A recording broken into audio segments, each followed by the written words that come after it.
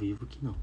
Aê, já começou, eu tava falando aqui. Boa noite, campeoners! Como estamos? Estamos chegando, estamos entrando aqui. Olha só, tem um cabelinho espetado. Vamos entrando, se aproxeguem aí, que a gente vai falar um pouquinho da Federal do Paraná, que vai acontecer no dia 13 de novembro, o vestibular tradicional aqui do Paraná. Um pouquinho atrasado, né, por conta da pandemia, geralmente acontece em novembro, outubro e novembro, em 2 fases. Dessa vez, como em julho do ano passado, vai acontecer em uma fase só, no domingo, dia 13 de fevereiro, por conta da pandemia. Esperamos que esse ano tudo se regularize, né? Vestibular acontecendo agora em fevereiro e, de repente, em novembro, volta a acontecer o vestibular em de 2 fases. 2023. Muitos gêneros, tudo, né? Então se aproxeguem aí, meu povo, que a gente vai falar um pouco do vestibular. A gente recebeu ao longo da semana várias perguntas, e se vocês tiverem outras perguntas, pode fazer aqui também. Pode fazer aqui pra gente. O espaço é esse, é pra gente falar da dissertação da Federal. Tá travado ali o assunto? Acho que é legal colocar o assunto, né? Acho que é a dissertação da Federal do Paraná, para que quem for entrando saiba do que a gente está falando, né? Estamos falando sobre a prova da Federal, tem que travar ali. Prova da Federal que vai acontecer no dia 13 de novembro. Bom, vão ter algumas novidades, a gente vai falar mais durante a live e tal, mas para quem já tá aqui, a gente fala, né? Na semana que vem, mais ou menos nesse horário, um pouquinho depois, vai ter uma aula ao vivo, em que eu vou mostrar uma proposta de redação e a gente vai fazer um texto junto, ao vivo, na hora aqui, para mostrar como que é a produção de um texto Federal do Paraná. Legal, beleza. Não, eu já quero começar a entrar nas perguntas. Não, calma que tem coisa para falar. E daí, então, essa aula não vai ficar gravada, tá? Então, não é uma aula que a gente vai deixar disponibilizado no feed e tal. Tem que assistir na quinta que vem e ficou na quinta que vem lá. Não vai ficar gravada, é só para quem estiver ao vivo mesmo, tá bom? E daí, vamos começar a tirar dúvida, galera, então? Vamos começar. Então, uma pergunta muito comum, a gente recebeu várias dessa mesma pergunta, é com relação ao número de linhas da prova da redação da Federal do Paraná. Ó, a Mai, só uma coisinha sobre o que você estava falando, ela está perguntando se vai ser, em que horário vai ser essa aula. Mais ou menos esse horário.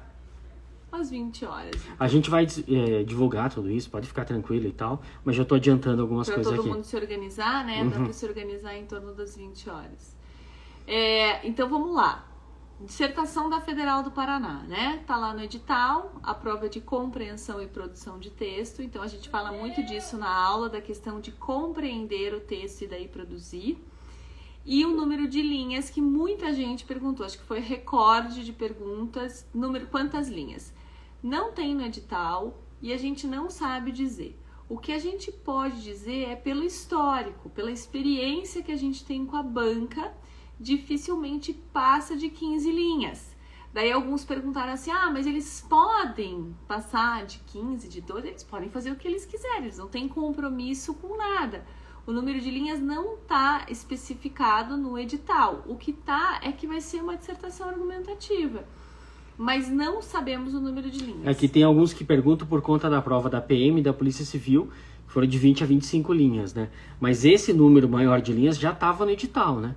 Já estava lá previsto no edital antes. Isso aí, exatamente. Então, nesse edital da prova de 13 de fevereiro, não tem especificado o número de linhas. A gente acredita que seja até 15 linhas. A Federal nunca pediu, mas nunca pediu mais do que 15 linhas, sabe? Pode ser que peça vez? Pode ser. Né? Menos que 15 também é difícil que seja, porque afinal de contas... É um texto só, né? É um texto só, exatamente. E fica difícil até de corrigir e atribuir nota. 30 pontos para um texto de 12 linhas, de 10 linhas, não faz muito sentido, né? Isso aí. Aí, essa é uma questão, então, a questão do número de linhas. Então, só para quem está entrando agora, tem bastante gente entrando agora, não temos o número de linhas, não sabemos porque o edital não especifica, mas a gente acredita que pelo histórico se mantenham as 15 linhas. Uma outra pergunta muito, muito comum que houve durante essa semana, muita gente perguntando também, é a questão do estilo de dissertação da federal, né? Porque todo mundo, mas é diferente da dissertação clássica? É diferente.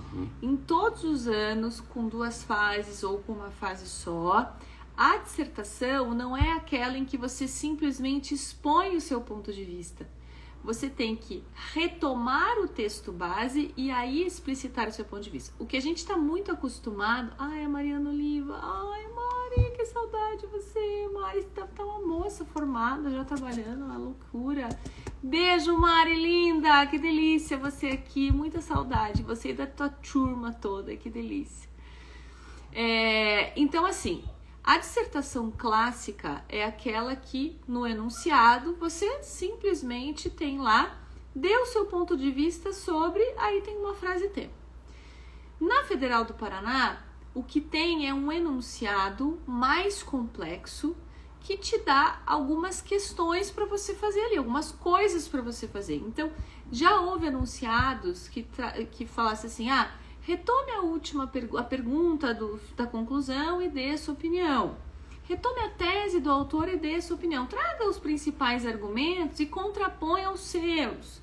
Então, o enunciado vai ser soberano.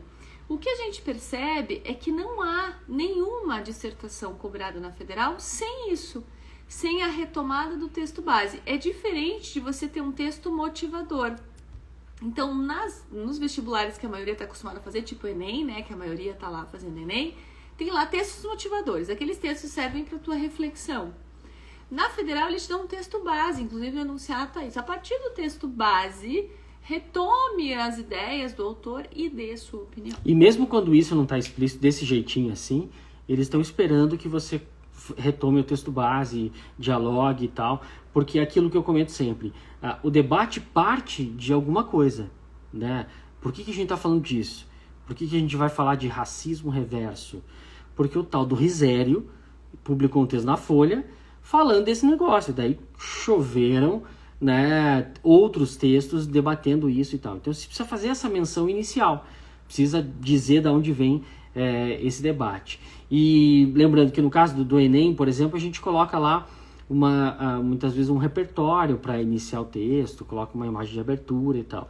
E na federal é menção ao texto base, é diálogo com o texto base logo de cara, né? Um primeiro parágrafo já falando disso, que é inclusive uma pergunta que vem justamente nessa questão de como equilibrar um resumo e a opinião, como colocar um pouco dos dois assim.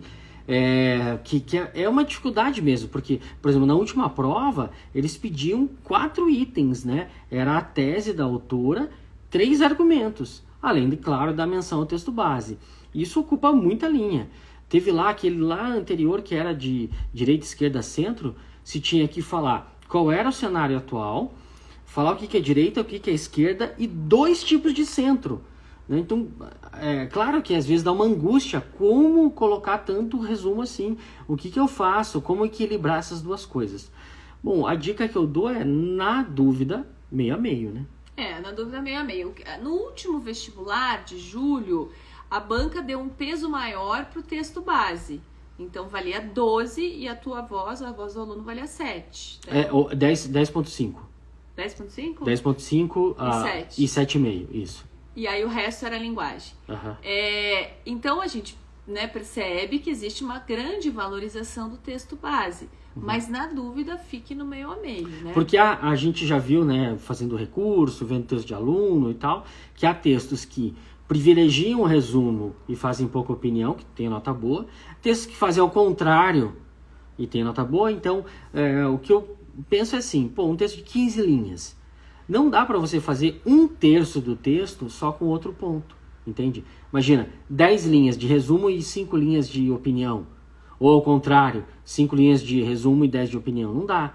Tem que tentar deixar um pouquinho mais equilibrado esses dois. Pensa no meio a meio, um pouquinho mais, um pouquinho menos, conforme o tamanho do texto que você vai ter que resumir, ou conforme a quantidade de coisa que você tiver que falar. Né? E lembrando que é sempre melhor você articular a voz do autor do texto base com a tua. Então, ao invés de você fazer estanque, primeiro resumo, depois eu comento, Se você conseguir mesclar, meio que a voz do autor entraria como uma autoridade dentro do seu texto, isso também é uma boa estratégia, porque daí ele compõe um texto único, tem toda uma progressão. Tem até uma pergunta aqui, uma das perguntas que a gente recebeu, que eu achei bem interessante, que é a questão de quantas vezes retomar o autor. Só né? citar, é a Betina que entrou, acabou de entrar aí, a Betina. Betina. Ela mandou a pergunta e eu vi aqui, por acaso. Outras legal. pessoas mandaram, eu não vi que entraram. Legal, então respondendo especificamente para você, Betina, aí tem tantas outras pessoas que têm essa mesma dúvida, né?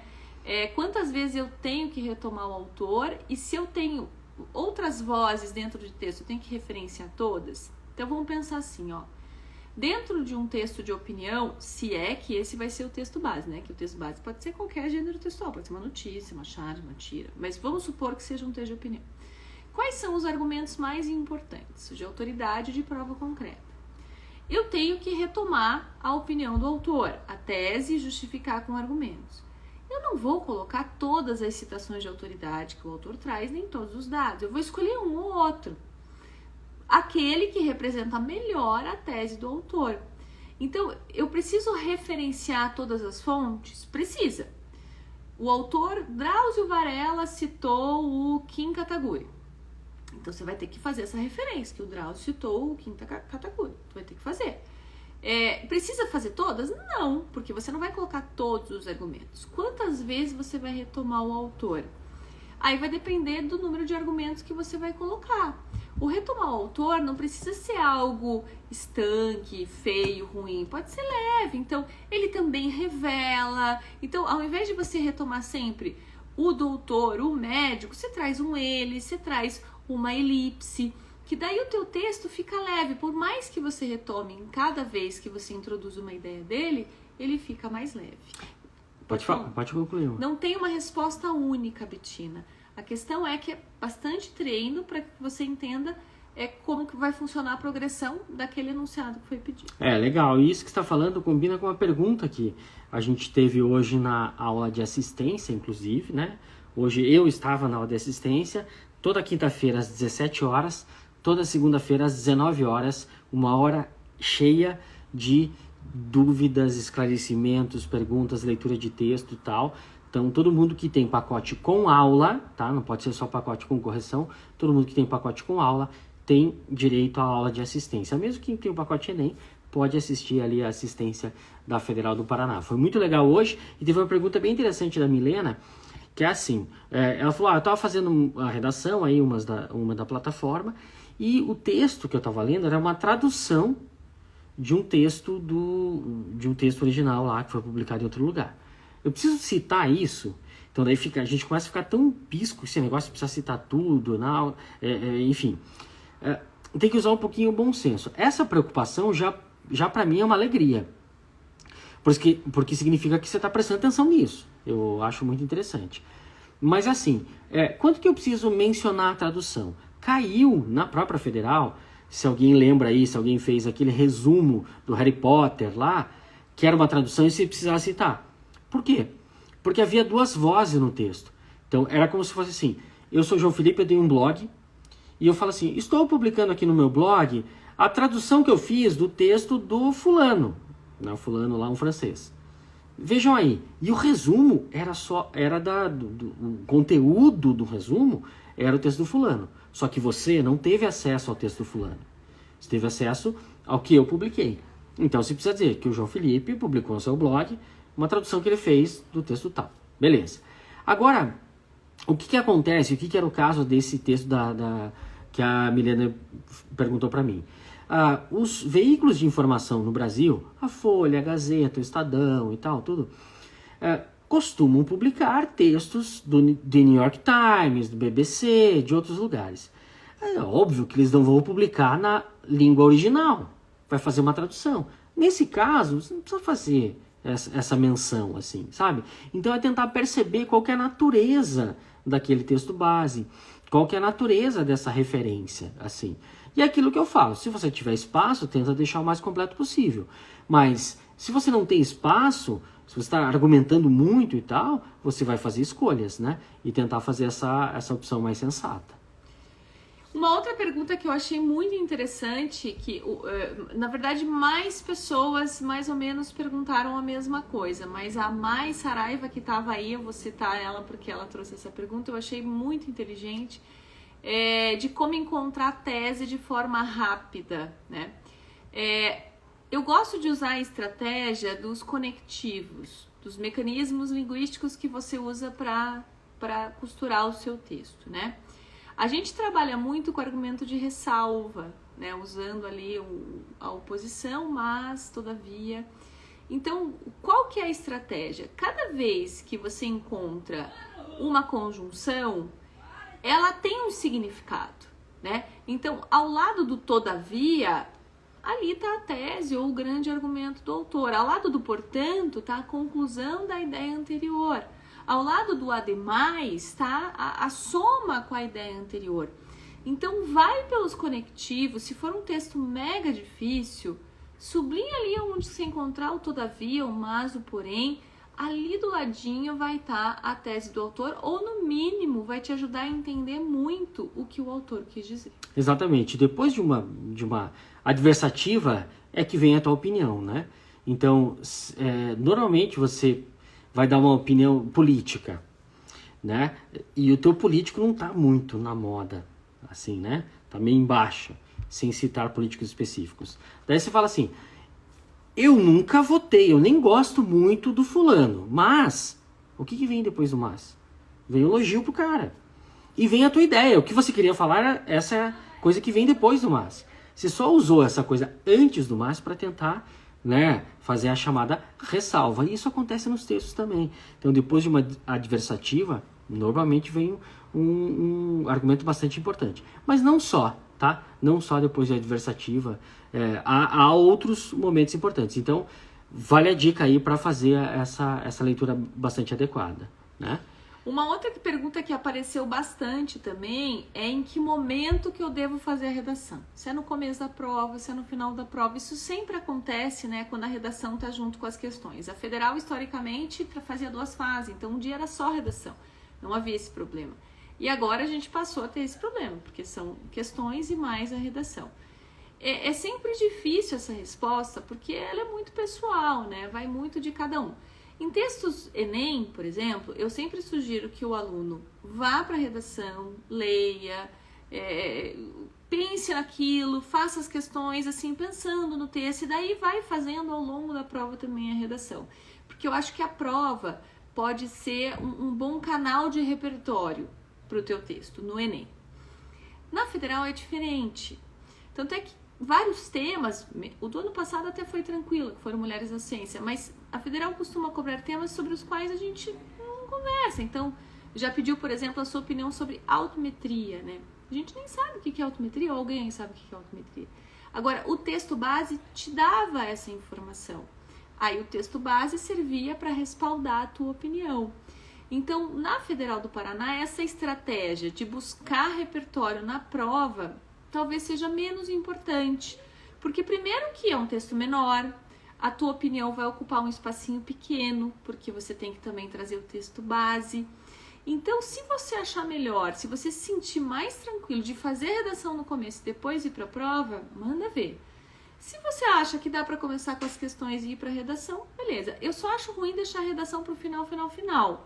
Na federal, você ainda tem bastante tempo para fazer. Mas em outros vestibulares é arriscado. Mas é arriscado sempre deixar por último, porque primeiro pode acontecer alguma coisa. Não teve a tua aluna que desmaiou lá? É verdade. Desmaiou. Se o texto está pronto, você desmaia, o texto está pronto, né? E daí se você se perde alguma coisa ali e tal, você não tem como chutar a redação, né? As questões você pode chutar. Então vale bem, assim. Daí assim, aquela dicas assim fundamentais, né? Que daí realmente... como a Candice falou, é muito pessoal e tal, mas o que a gente pode falar com certeza? Não pode ser por último, não pode ser assim, vou primeiro fazer a prova, depois eu vejo a redação, com certeza não. E se você fizer por primeiro, que também é uma coisa boa, até eu particularmente gosto, no caso da Federal do Paraná, de fazer logo a redação, você não vai passar limpo logo de cara. Você faz o texto, né? Daí se distancia um pouquinho dele, faz lá as questões e tal, depois volta para ele e consegue dar uma olhada, dar uma revisada, ver se está tudo ok com o texto que você produziu, né? Isso aí. Uma pergunta bastante recorrente também ao longo da semana, na verdade não era pergunta, prof, dá dica de livro para eu ler para fazer uma boa redação na Federal, né? Dá uma dica aí e tal. Como é que a maioria está acostumado com redação do Enem ou com outras dissertações clássicas que exigem muito repertório externo, repertório sociocultural. E a Federal não é assim, ela foge um pouco desse padrão, né? Então, a dica que a gente dá é treinar muito. Assistir as nossas aulas, fazer todos os textos que a gente coloca lá para vocês fazerem. Quanto mais você tiver seguro nesse processo de citar texto base, trazer a tua argumentação, melhor vai ser para você, porque o argumento externo, ele pode existir, ele é importante, lógico, porque exige esse conhecimento de mundo, mas você não precisa de tanta coisa como você precisa nos outros textos. É aquela prova que junta compreensão e produção. Então, uma compreensão boa do texto base, uma articulação com a tua opinião, já faz uma nota boa lá. Com certeza. Então, acho que é importante isso. E daí, como dica meio final, já para a gente ir pro final da live aí, atenção plena ao texto base, tá? Então, várias das perguntas aqui, ao texto base, com certeza, mas eu queria falar o enunciado. O texto base é a segunda coisa que eu ia falar. Então, atenção plena ao enunciado. Muitas das coisas que a gente comentou aqui, número de linhas, citar o autor, equilibrar as questões, tudo tem a ver com o nome da prova, compreensão e produção de textos. A prova da Federal é uma prova de leitura. Você não pode pegar a prova e sair escrevendo. Você tem que pegar a prova e boa parte do tempo você tem que gastar, e vamos colocar aspas nisso, você tem que gastar lendo, entendendo, vendo. E essa parte de resumo serve para quê? Para você provar para a banca que você entendeu o texto base. Você entendeu do que está sendo falado.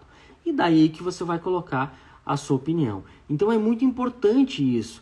Entender que a compreensão e produção de texto. Então ficar muito atento ao enunciado. Entender o que está sendo pedido para falar. E entender o texto base. Menção ao texto base.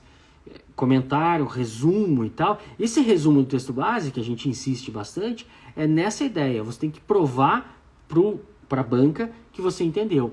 E quando a gente fala de menção, que a gente falou agora há pouco de vários autores e tal, precisa citar todo mundo, o mais importante, o que você tem que ter em mente é o seguinte: se tem mais de um autor ali dentro do texto, se o autor cita outro e tal, o que você não pode, de jeito nenhum, é misturar as vozes, entendeu? O autor do texto base cita alguém. Você não pode falar que essa ideia de alguém é do autor do texto base.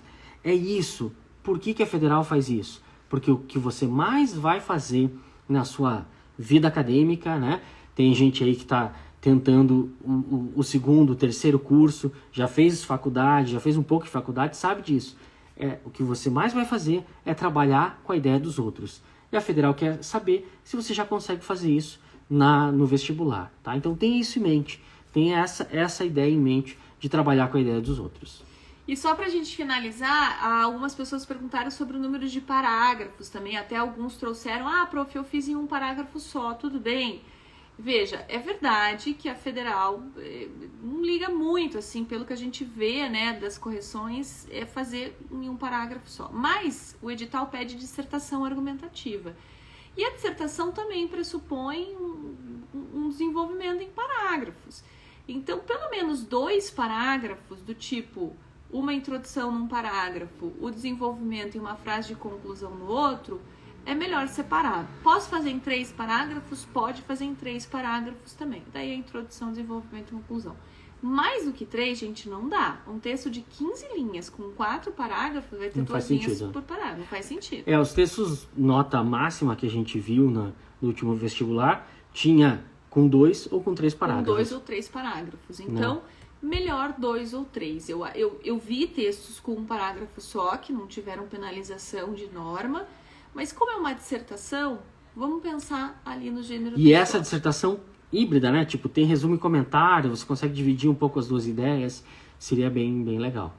E daí, então, acho que é isso, né?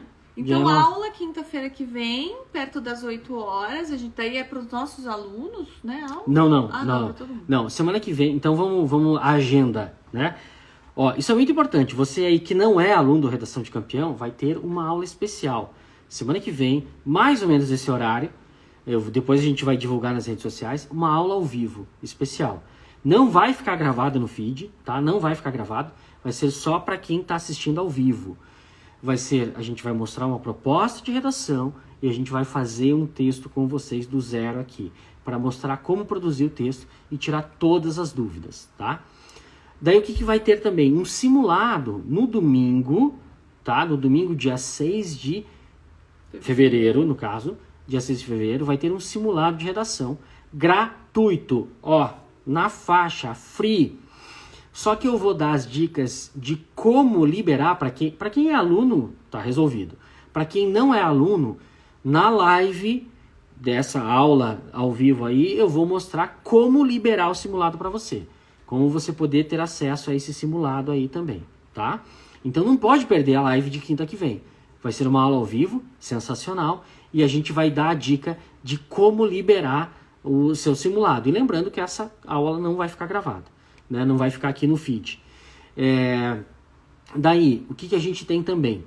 Na segunda-feira às 19 e na quinta-feira às 17, toda semana, tem aula de assistência, tá? Isso para todos os alunos que têm pacote com aula. E no dia 9 de fevereiro, que é uma quarta-feira, tem a nossa aula ao vivo, nós dois, daí com os alunos que têm aquele pacote com aula ao vivo. Ah, eu tenho ou não tenho esse pacote? Não lembro qual pacote eu comprei. Entra lá no menu aulas, você clica no menu aula, daí vai aparecer para você. Se tem ali o FPR ao vivo, você tem acesso a esse pacote, tá? Então daí você clica lá já tem as lives das aulas anteriores que a gente fez, né, as aulas passadas, e vai ter o botãozinho para você clicar no link e daí poder ter acesso à aula ao vivo do dia 9, que vai ser também final da tarde, início da noite, né, na próxima quarta-feira lá, na outra quarta-feira. Mais ou menos isso, né? Isso aí, meu povo!